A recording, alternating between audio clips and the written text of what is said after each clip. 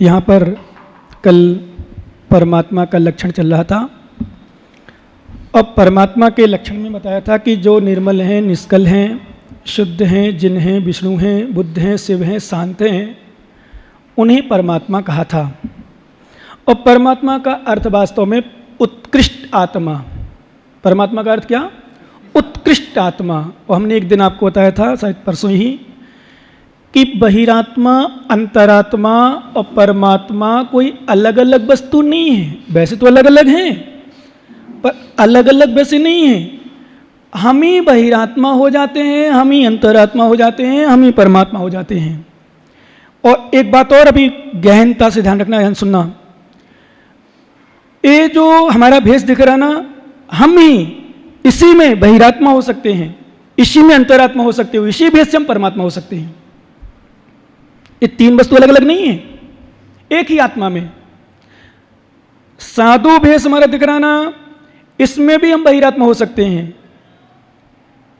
साधु भेष में भी। क्यों? मिथ्या दृष्टि है, परद्रव्य को अपना मान के रखा है, अंतरात्मा को समझते नहीं है, धर्म को समझते नहीं है, तो फिर हम ही बहिरात्मा और हम अंतरात्मा। अंतरात्मा दिखती भेष तो है ही, और वैसे अंतरात्मा यदि गुणस्थान से है, क्योंकि गुणस्थान से चल रहा है, भाव से चलता है। हमने कई बार आप लोगों को बताया, कल भी बोला था शायद, जब पारसनाथ भगवान की स्तुति चल रही थी। इस बंच की वजह से बैठा लो थोड़ा सा, देखे वो तो दिख रही है, कैसे दिखेगा हमें ऐसे। बस आप लोग सही बैठे हो बस। क्या? अंतरात्मा, बहिरात्मा, परमात्मा कोई अलग से वस्तु नहीं है। हमारे परिणति, हमारे परिणामों से ही सब अंतर है। क्या? हमारी परिणति, हमारे परिणामों में ही अंतर है। इसलिए आचार्य महाराज एक अमर गाथा देख लें, पर चर्चा करते हैं, क्योंकि बहुत सुंदर गाथा आ रही है। 10 नंबर गाथा निकाल लो। देहाद्युजे पर कहिया, ते अप्पाण मुड़े, सो भैरप्पा जिणे भड़ियू, पुरु संसार भमे। सभी लोग एक साथ मिलकर के पढ़ेंगे।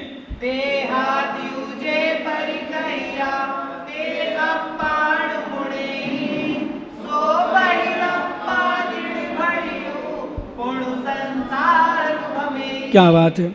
देहादि जे परिपहिया, जो देह आदि यानी शरीर आदि भी ध्यान रखना कभी कभी सच में।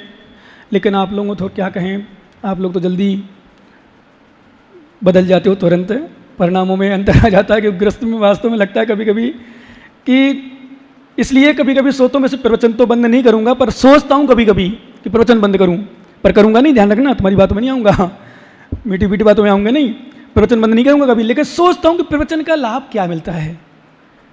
यद्यपि लाभ है थोड़ा सा, पर उतना प्रभाव आप लोगों को पढ़ क्यों नहीं पाता है जो पढ़ना चाहिए सच का।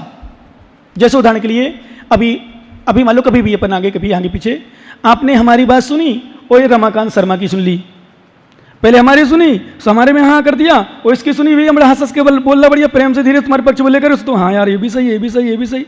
ये सही नहीं, दोनों सही हो ही नहीं सकते। समझ रहे हो ना? वैसे समझदार ज़्यादा हो, ज्ञानी हो, दोनों सही कैसे हो सकता है? इसमें भी यहाँ, उसमें भी यहाँ। जैसे मान लो उदाहरण के लिए सास बहू है, सपोज करो, दृष्टांत करना, समझना। सास बहू में कोई बात हो गई, और बहू और पति पत्नी, सास बहू तो फिर भी अलग अलग होती है दुनिया में, पर पत्नी कहे मैं तो हाँ इनके साथ तो रहूंगी, पर अलग रहूंगी दूसरी जगह, तो कहे कि पत्नी फिर कंप्रोमाइज हुआ। कंप्रोमाइज का अर्थ क्या होता है? बोलो भाई साहब, सास से अलग हो जाए बहू तब तो ठीक है, पर पति से अलग रहे और कहे मैं साथ में हूँ, फिर कुबेर जैसे ठग जैसे ज्ञानी, हाँ हाँ ठीक है, हाँ सही बात, सही कह रहे, सही कह रहे। हमें आ जाते हैं कि पत्नी करिए नहीं, मुझे तो कोई परेशान नहीं, सास से भी परेशान नहीं, मुझे ससुर से भी कोई परेशान नहीं, देवरानी जेठानी से भी नहीं, मुझे पति से भी परेशान नहीं, पर मैं दूसरे मकान में रहूंगी। एक सपोज करो, दृष्टांत ले लो, समझ रहे ना? तो तुम इतने ज्ञानी, इतने मीठे, इतने अच्छे, तुम लोग पंच समान कुछ भी कह दो, जो निर्णय करने जाते हैं सास बहू का या देवरानी जेठानी का, पति पत्नी का, हाँ यार बात सही करिए, लड़ाई तो रही, इसको तो कुछ है ही नहीं। अलग मकान में कह रहे तो क्या? अरे भैया अलग मकान पर पति का मतलब क्या हुआ? समझ रहे हो विषय? विषय समझना, बुद्धि बहुत। जैसे मान लो हम गुरु से मान लो एक साथ रहे वहां, और से कोई गुरु से बात हो जाए, गुरु भाई कुछ भी हो, मान लो सपोज कर दृष्टांत मात्र, अपने ऊपर मत लेना, और हम कहें नहीं नहीं हम तो सही है, हम तो कोई परेशानी, हम तो कोई समस्या नहीं है, और बस कमले जैसे ज्ञानी हो, बोले बस ठीक हम तो काम करो, फिर यहाँ न रह के दूसरी जगह रह जाएं कहीं, ये क्या होगा? इसका मतलब क्या हुआ? और तुम हमें यहाँ मिला दो, तो ये नहीं कह, आगम नहीं कहता इसको। यहाँ कह रहे मैं सोच नहीं, मैं तो शरीर है, मेरी आत्मा है, वो फिर क्या यार यार मेरे तो यहाँ कुछ है ही नहीं, कुछ मान लो कई प्रकार की बात होती, इस तरह समझ नहीं पाता। यहाँ तो ये कह रहे मैं साधु हूँ, मैं खुद करूँ, मैं तो कह रहा हूँ साधु हूँ, यहाँ इसके लिए कर रहा हूँ, तो फिर मतलब क्या? फिर इसका मतलब है तो श्रावक को भटकाने वाली बात हो गई।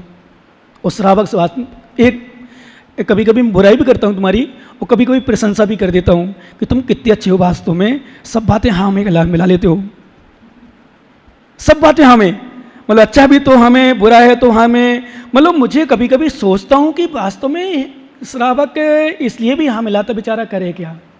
कुछ ये भी बात है, बोलो ना हाँ, बोलो ना हाँ जोर से। परिणाम सीधे होते हैं कहीं कहीं कि भाई ठीक है, अब बहू जो कह रही सो चलने दो, लेकिन इतना दिमाग तो लगाओ ज्ञानी कि बहू ने कह दिया तुमने सुन लिया, लेकिन बहू की बात क्यों उचित है?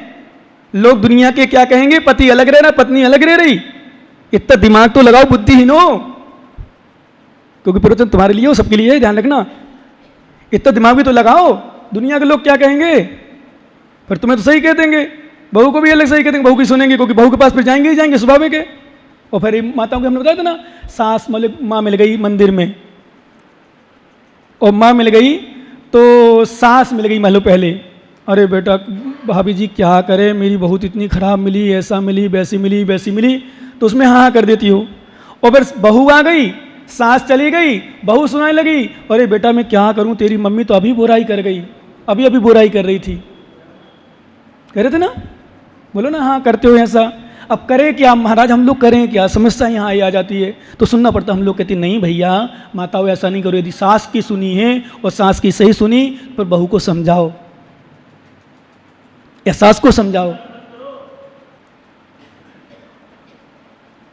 मात्र उपदेश देना, उपदेश सुनना वो कार्यकारी नहीं होता भैया। सुनने से तो फायदा वो है, हमारे आचार्य में कहा श्रोता का लक्षण दिया। श्रोता का लक्षण एक लक्षण है हे उपादेय का ज्ञान रखना। हे उपादेय का मतलब क्या होता है? क्या छोड़ने योग वस्तु है, क्या उपादेय ग्रहण करने योग है, मतलब ग्रहण करने योग, क्या सत्य है क्या असत्य है, क्या धर्म है क्या अधर्म है, इसका सही निर्णय ले सके उसका नाम सच्चा श्रोता होता है। जैसे उदाहरण के लिए पंच होते हैं, या अपन के राष्ट्रपति होता है, या जज होता है। जज वगैरह भले आज पैसे में रिश्वत में कुछ कर लें डिस्टर्ब, पर सत्य यह है कि जज का मतलब क्या होता भाई? दो वकील खड़े होते हैं, दो क्लाइंट खड़े होते हैं, दोनों कटघर बोलते, क्या बोलते हैं कटघर में। तो भैया ये बताओ जज क्या करता है? जजमेंट देता है। कैसा जजमेंट देता है? जो सुनता है, समझता है, सही का निर्णय होता है। बहुत मालूम कई विषयों में मैंने बताया था एक बार, जब निर्भया केस, वो बच्ची संबंधी, उसमें जब केस हुआ तो जो 5-4 लोग थे उनको फांसी देने में या इनकाउंटर करने में कितना समय लगा पता है? 5-5 जज की पीठ बैठती थी। लास्ट में जब निर्णय हो पाया, फांसी की सजा हुई कि एनकाउंटर हुआ मुझे नहीं पता, फांसी की सजा हुई। हाँ सही कह रहे, अरे सही कह रहा क्या नहीं? अरे मुमुक्षु चेतन कमलेश सुने कहे तो सुन लिया करो कभी कभी, कुछ लोग बड़े कहे ना, बड़े है ना तुमसे, नहीं सच है। फांसी की सजा हुई थी पर एनकाउंटर में ही निपटा दिया। जैसे वो अभी को चल रहा था ना महेश का, किसका उसका है, विकास दुबे का, उसको भी एनकाउंटर कर दिया। पर बहुत सारी चर्चा हो रही प्लस पे भी।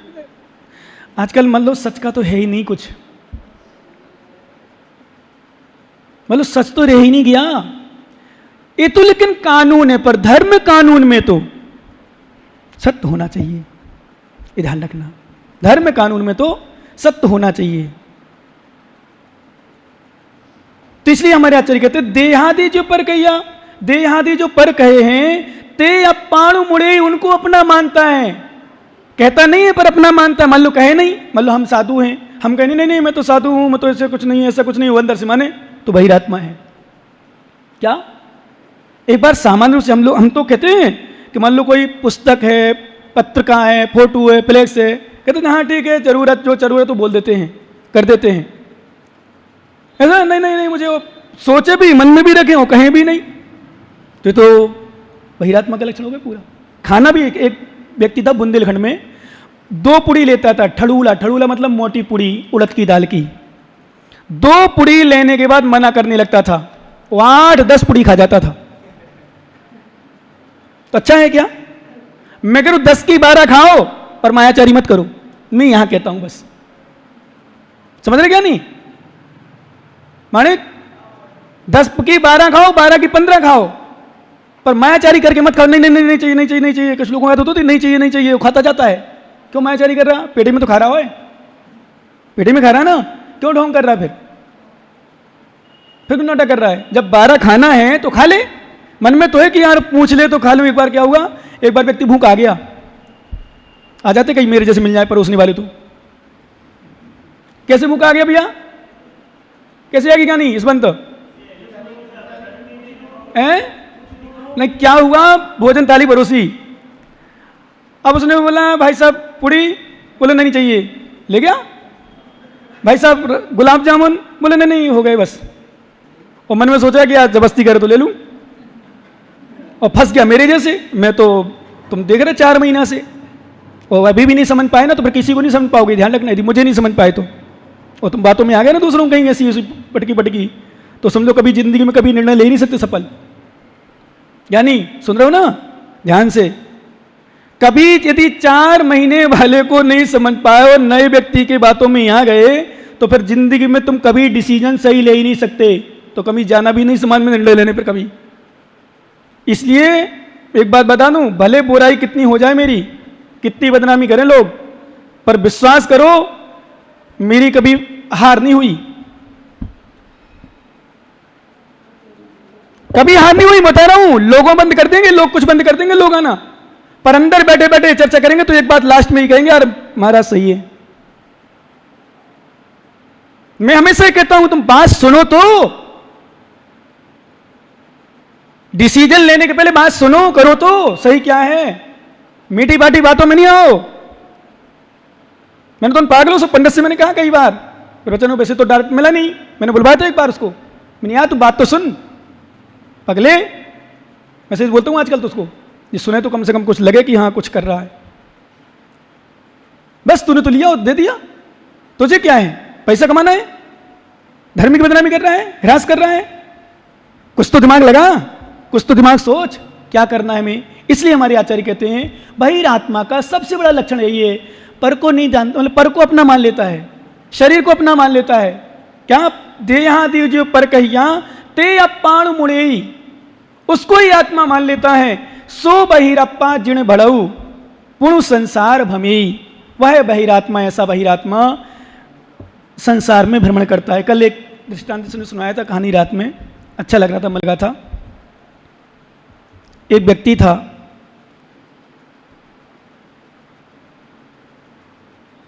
और व्यक्ति होटल में जाता खाने के लिए, पकौड़ी कड़ी समोसे बड़े प्रसिद्ध थे। एक बच्ची उसके हाथ पकड़ लिए, बोले भाई साहब मत जाओ वहाँ खाने। बोले क्यों?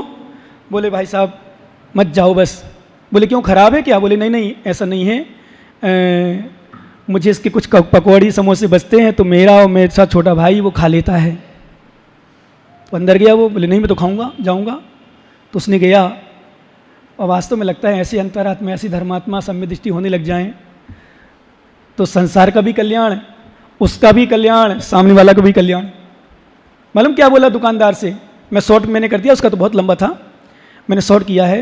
उसने कहा दुकानदार से एक काम करना, इतना पैसा लो, ये बच्चे आए इनको रोज पकौड़ी समोसा खिलाना। तो बच्चा बाहर जब वो नाश्ता करके मतलब लेके आया, बोले भाई साहब ले आए, आपने बात नहीं मानी। बोले बेटा, बोले तुम्हें रात का इंतजार नहीं करना पड़ेगा अब। उसने कहा हम रात में इंतजार करते हैं, और सुबह जो रात का सुबह दिन का बचता है तो हम ले जाते हैं, आप खरीद ले लोगे, आप ले लोगे पूरा तो हमें नहीं बच पाएगा। उसका कहने का समझिए ना आप लोग, अर्थ समझिए ना। तो वो सेठ, ध्यान रखना गया नहीं, मैंने एक दिन कहा था, इसलिए ऐसा उपकार हो जो दुनिया के लोग भी समझें, देखें सत्य क्या है, धर्म क्या है। उसने बिना बताए उस बच्चों को उसको पैसा दिए, महीना का महीना बांध लिया, बोले भाई साहब गरम गरम पकोड़े गरम गरम से कौन सी जो कचौड़ी आदि निकले इनको देना बच्चों को, मेरी तरफ से पैसा दूंगा। बच्चे बोले अंकल जी आप ले आए? बोले हाँ मैं ले आया हूं, पर तुम्हारे लिए भी व्यवस्था मैंने बना दी, तुम चिंता मत करना बेटा, तुम तो यहां से रोज तुम्हें सुबह गरम गरम मिलेंगे, रात का इंतजार नहीं करना पड़ेगा। वो आए, रोज आने हमसे मिलने लगा, वो पैसा चुकाने लगा। इसको कहते धर्म, इसको क्या कहते हैं? अंतरात्मा। इसको कहते धर्म, सच्चा धर्म है। इसलिए हमारे आते बहिरात्मा, लेकिन बहिरात्मा को सच में एक बात और बताऊं, पर्वत जाए पद्म सल्ले जातु पाप कहा, पीयूषम कुअल कूटेचे विचारस्तु ना बाल से। आचार्य महान लिखा आप लोग, इसलिए मैंने आपसे कहता हटिग्रह, हटाग्रह, हटीपना, दुराग्रह, अज्ञानता, मूर्ख व्यक्ति, उसके लिए लिखा पर्वत जाए पद्म, पर्वत पर कमल उग सकता है। चेतन जी सुन लेना कान खोल के, पर्वत पर कमल उग सकता है। पर्वत जाए पद्म सल्ले जातु पाप कहा, और पानी में अग्नि उत्पन्न हो सकती है, और पीयूषम काल कूटे चे, और कालकूट अमृत हो सकता है, पर मूर्ख व्यक्ति को समझा नहीं सकते। क्या? अज्ञानी व्यक्ति को, हठाग्रही दुराग्रही को तुम कुछ भी कर लो, कुछ भी कर लेना, गारंटी मेरी है, क्योंकि शास्त्र बता रहा हूं, आचार्य महाराज लिखा है धर्म परीक्षा ग्रंथ में। इसलिए अभी एक गाथा और मैं पढ़ी थी मैंने, पूरा तो नहीं पर इतना बता सकता हूं कि ज्ञान ध्यान रखना ज्ञानी, ज्ञान जीवन में बहुत कुछ परिवर्तन लाता है। जितने लोग भटक रहे हैं संसार में, जितने लोग भटक रहे हैं संसार में, जितने लोग परेशान हो रहे हैं संसार में, जितने लोग परेशान कर रहे हैं संसार में, सब ज्ञान के अभाव में। इसलिए ज्ञान होना बहुत अनिवार्य है। विद्या रूपम कुरूपाणाम, एक सूत्र दिया हमारे आचार्य महाराज ने, क्या दिया? विद्या रूपम कुरूपाणाम, कुरूप व्यक्ति का रूप विद्या है। जैसे माताओं के लिए पतिव्रता स्त्री रूपाणाम, पतिव्रता जो स्त्री है, पतिव्रता स्त्री जानते हो माता आप लोग? पतिव्रता मतलब अपने पति से मत संबंध रखती है, उसका वही रूप है।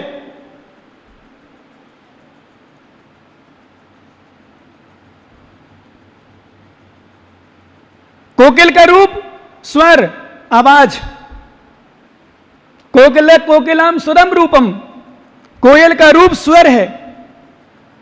इसलिए ज्ञान, और एक बात और ध्यान रखना, ज्ञान हो और काम में नहीं आए, वो ज्ञान किस काम का?